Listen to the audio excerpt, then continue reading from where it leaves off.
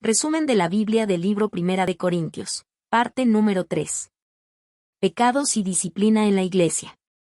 Capítulo 5, versículo 1 al capítulo 6, versículo 20. Introducción. En toda comunidad de fe, incluso en aquellas donde el espíritu se mueve con poder, el corazón humano puede desviarse del camino. La Iglesia de Corinto, tan rica en dones y conocimiento, no estaba exenta de luchas internas. Entre ellos surgió un caso grave de inmoralidad, una herida dentro del cuerpo de Cristo que no podía ser ignorada. El apóstol Pablo, movido por un profundo amor pastoral, escribe no para avergonzar, sino para despertar conciencias. Sus palabras suenan firmes, pero también llenas de ternura, una voz que llama al arrepentimiento, a la restauración y a la pureza. Porque la verdadera disciplina espiritual nace del amor, no del juicio. Busca sanar lo que está roto, no desechar lo que ha caído. Y en este mensaje, Pablo nos recuerda una verdad trascendente. Nuestros cuerpos no nos pertenecen, sino que son templos del Espíritu Santo. Moradas vivas del Dios que nos redimió con un precio infinito. Cada acción, cada decisión y cada pensamiento reflejan a quien pertenecemos. Por eso, este pasaje no es solo una advertencia para una iglesia antigua, sino una invitación eterna para todos los creyentes. A vivir con pureza, con integridad, y con el deseo de honrar a Cristo en todo lo que somos. Escuchemos, entonces, con corazones dispuestos. Esta exhortación que une verdad y gracia, corrección y amor. Y que nos recuerda que la santidad no es una carga, sino una respuesta agradecida al amor de aquel que nos hizo suyos para siempre. Pecados y disciplina en la Iglesia. Primera de Corintios capítulo 5, versículo 1 al capítulo 6, versículo 20. En la Iglesia de Corinto, una comunidad vibrante y llena de dones espirituales, había surgido un caso que estremecía el corazón de Pablo. Un hombre mantenía una relación inmoral, incluso más allá de lo que el propio mundo consideraba aceptable. Y, en lugar de lamentarlo, la comunidad había permanecido indiferente, como si la gracia de Dios justificara el pecado.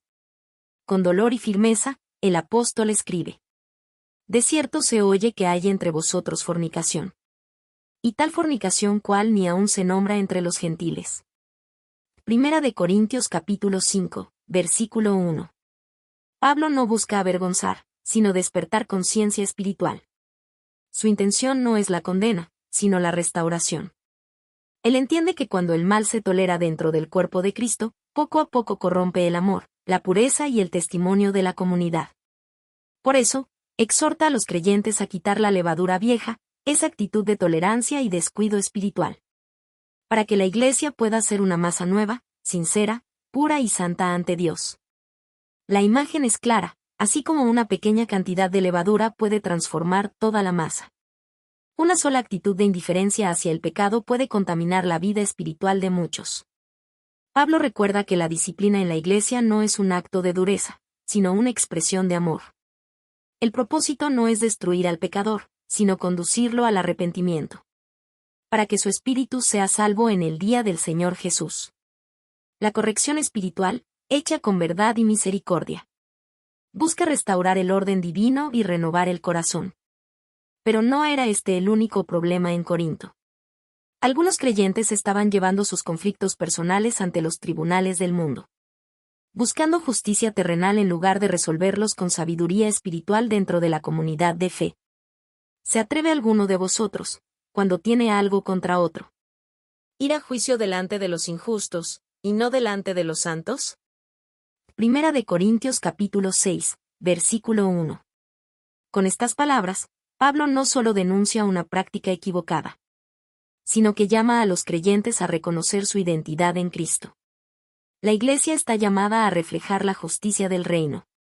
Una justicia guiada por el amor, la reconciliación y la humildad. Resolver los conflictos con gracia y perdón. Es una señal de madurez espiritual y de confianza en el Dios que juzga con equidad. Cuando el pueblo de Dios actúa como el mundo, pierde su testimonio. Pero cuando actúa con la mente de Cristo, el Evangelio se hace visible. Finalmente, el apóstol lleva la enseñanza a su punto más profundo. La comprensión del cuerpo humano.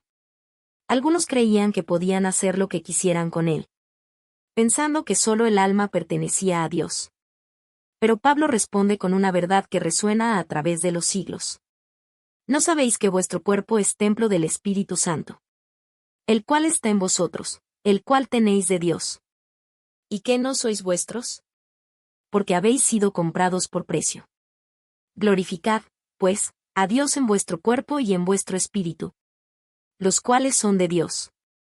Primera de Corintios capítulo 6, versículo 19 al 20. Cada creyente es un templo viviente donde habita la presencia divina. El cuerpo ya no pertenece al pecado ni al egoísmo, sino al Señor que lo redimió con su propia sangre. Por eso, vivir en pureza no es una imposición, sino una respuesta agradecida al amor de Cristo. El mensaje de Pablo sigue siendo actual. La verdadera libertad no consiste en hacer lo que queremos, sino en vivir conforme a la voluntad de Dios. En esa obediencia hay paz, propósito y santidad. Y cuando cada corazón entiende que ha sido comprado por precio, la comunidad entera se convierte en un reflejo vivo del amor de Cristo. Un cuerpo santo, unido y resplandeciente en medio del mundo. Reflexión. Las palabras de Pablo no son duras por enojo, sino firmes por amor. Su propósito no es avergonzar, sino despertar. No es herir, sino sanar. Porque el verdadero amor no se conforma con lo superficial, sino que busca la pureza del alma y la salud del corazón. En su mensaje, Pablo nos enseña que la Iglesia no puede cerrar los ojos ante el pecado, pues hacerlo es permitir que la oscuridad crezca donde debería reinar la luz. El amor verdadero corrige, guía y restaura. Y aunque la disciplina espiritual pueda parecer dolorosa, su fruto es paz, integridad y una comunión más profunda con Dios. La disciplina, cuando nace del Espíritu, no destruye, purifica. No expulsa, sino que invita al regreso. No aplasta, sino que levanta. Es el toque del Padre que, con ternura y justicia, forma en nosotros el carácter de Cristo. Cada corrección divina es una oportunidad de volver al camino, de sanar lo que se quebró, de redescubrir la belleza de vivir bajo la gracia. Pablo nos recuerda que cada decisión moral tiene un eco espiritual. Nada de lo que hacemos con nuestro cuerpo o con nuestra mente es insignificante ante los ojos de Dios.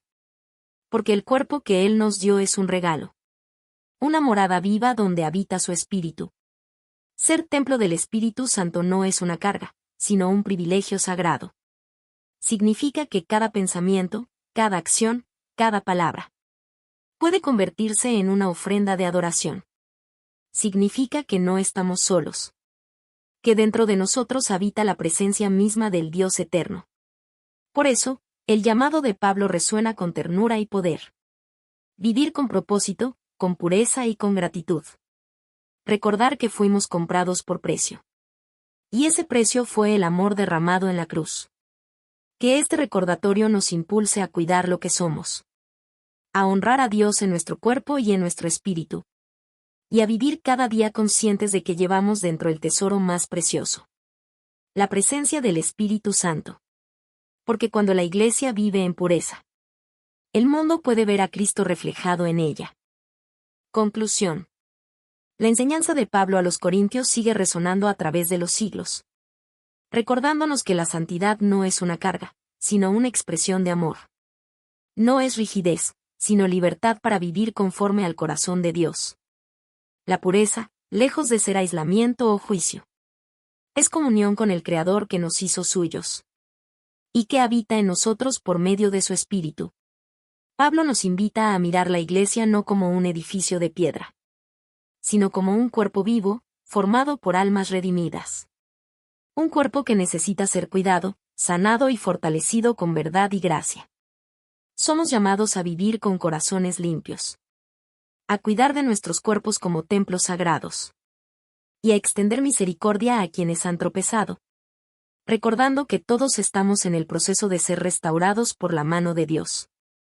Porque la Iglesia de Cristo no se define por la perfección, sino por la gracia que perdona, por la verdad que corrige, y por el amor que transforma. Habéis sido comprados por precio. Una verdad eterna que nos devuelve la perspectiva. Ya no somos nuestros. Pertenecemos a aquel que dio su vida por nosotros.